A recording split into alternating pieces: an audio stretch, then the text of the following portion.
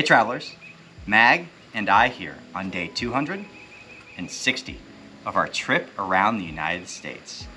Today is our second full day spent exploring the state of Missouri, and today we will continue working our way north along the western edge of the state.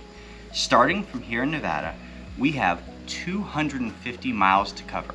We're going to be heading east out of the city through Dorado Springs until we turn and head west again through Warsaw and Clinton. Once we get as far west as we're going to go, we're going to turn east one more time and bring it to an end all the way over in Sedalia. We don't have much on the target list today except for additionals. We have an earth cache, we have a virtual, and we have a mystery. But for the most part, this is a day to get our county targets and keep on moving. And that's just fine, because after all the adventures we had yesterday, we could use a day with a little more road time and a little less adventure to it.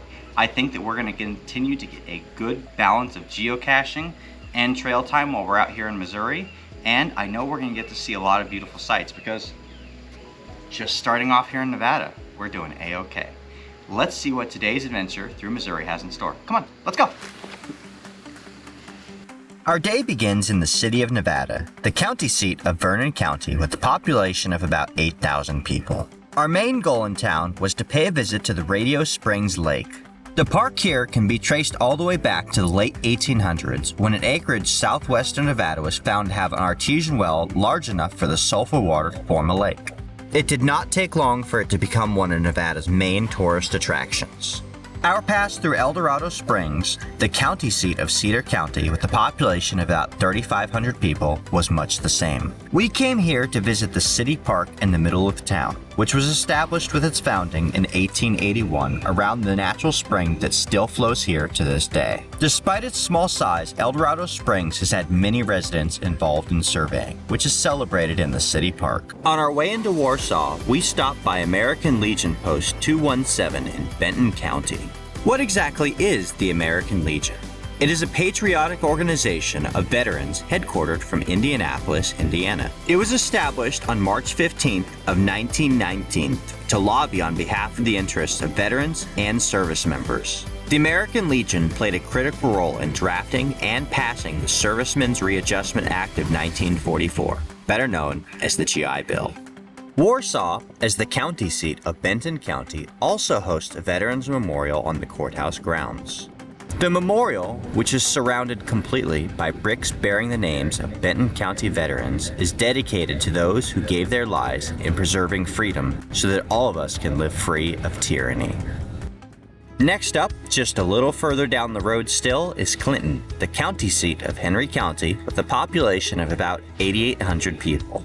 Between a virtual, a letterbox, a traditional, and 2 adventure labs focusing on the history and the murals of Clinton, we had our work cut out for us here. Laid out all the way back in 1836, the city was named for New York Governor DeWitt Clinton, a key promoter of the Erie Canal.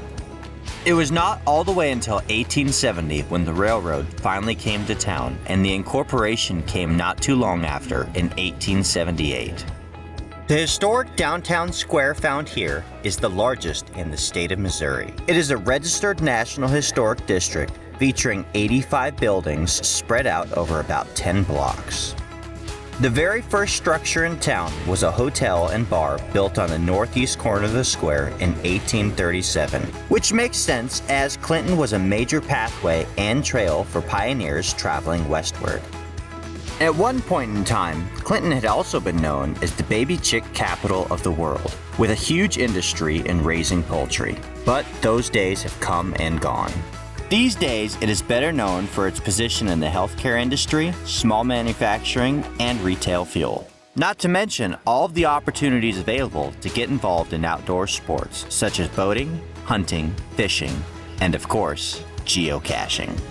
While most of what we did today were traditionals, Clinton offered us a few different icons to chase after. We were also more than pleased to see quite a variety in our hide styles, even with all the traditionals. And we found plenty of regular sized containers today, not only while we were out exploring the woods, but in the places that most people would expect to find smalls and micros. I'm sure by now you all know just how I feel about micros on tanks. but I don't feel like I get enough opportunities to talk about how much I enjoy ammo cans on tanks. This is what I'm talking about. And that was only one of many today. Each time we came across a tank, rather than hunting down something tiny, we were looking for something rather large. And when we came across the big guns, the same rule applied. No more nanos or mag key holders here. On our pass through Adrian, a very small town in the northern part of Bates County, we stop in to visit the only geocache in town, located at the Lieutenant Charles Garrison Veterans Memorial. There are many inscriptions to be found on the memorials here, including one written by Michael Mullins, a Vietnam veteran. Our flag is not just cloth, it is a legion of souls. The fabric of our flag, its every thread, is made with the American soldier's spirit, with the living saluting the dead. It is tattered dungarees, buckskin, battle dress, or fatigues. It waves abroad and at home in spirit, in heart and in soul, through the generations. It is the heart of the warrior, reluctant or not, sacrificing for freedom. It is hard not to feel humbled walking through a veterans memorial like this, honoring generations of men who have given their lives for the flag. Coming into Harrisonville, right off the interstate, we come across a different kind of monument, this one to the Burnt District. Union Brigadier General Thomas Ewing had suffered major losses from the Missouri guerrilla warfighters known as the Bushwhackers. On August 25th of 1863, seeing no better way to deal with the guerrilla warfighters, he issued General Order No. 11. The order called for every person within Jackson, Cass, Bates, and northern Vernon counties to be removed from their homes before they were burned to the ground, leaving all the residents homeless. These days, though, Harrisonville appears to be doing just fine as the county seat of Cass County, with a population of just over 10,000 people. It was first established all the way back in 1830, 5 years before Cass County was even established. While Order No. 11 did have a huge slowdown on the growth of the economy here, it picked up back again when the railroad came into town in 1885. It continues to flourish today through strong community support. In Warrensburg, we come across an unexpected memorial at the Nancy Anderson Park and the Children's Memorial Garden. Nancy Anderson had grown up in the Sunset Hills area and enjoyed taking rides around the neighborhood on her bicycle. As housing developments began to take over the landscape, Nancy worked with the city of Warrensburg to have the land purchased as a public property. In recognition of her work, the city declared the area as Nancy Anderson Park in 2004. Meanwhile, in 1999, Craig and Ramona Conant lost their daughter Angel in a car accident. They became involved with many other families that sadly also experienced the loss of children. Together, they came up with the idea for a common place that children could be remembered and memorialized in a cheerful setting.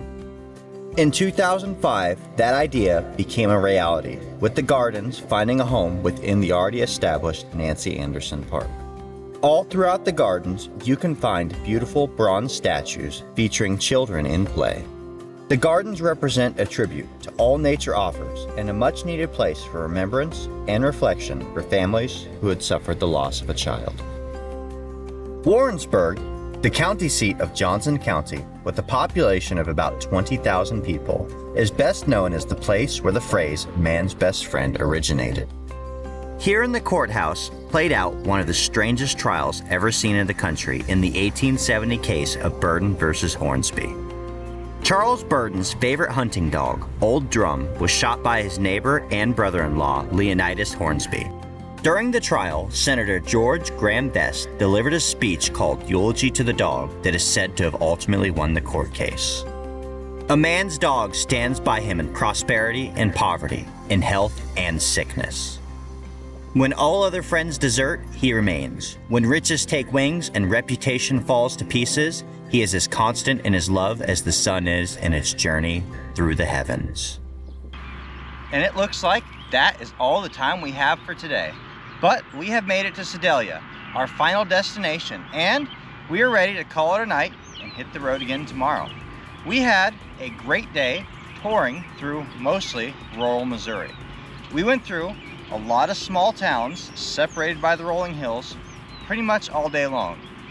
One thing that's nice about being back on the east side of the country is with the smaller counties, it means we're going through a lot more county seats as we go. So we're seeing a lot more courthouses and veterans memorials. We saw quite a few today in our travels, and I'm feeling pretty patriotic after all those veterans memorials. I hope you are as well. We also got to see some good murals in Clinton and Warrensburg, as well as find some pretty good geocaches scattered throughout the day. I'd say the one thing that stood out today, above all the others, was the fact that all the tank hides and the howitzer were not micros. They were all regular sized containers. So instead of pouring over a large piece of equipment that is metallic all over, looking for a small magnetic nano or mag key holder, we were looking for ammo cans and lock and locks. That I can do with a whole lot more of. I definitely approve of this kind of tank caching on the west side of Missouri. Hope you guys have enjoyed this tour through the western side of Missouri. We have a little bit more on this side of the state to go tomorrow before we start to head over toward the east side. Thank you guys for joining us. Like this video, subscribe, stay tuned for daily updates, and we'll see you out on the trails.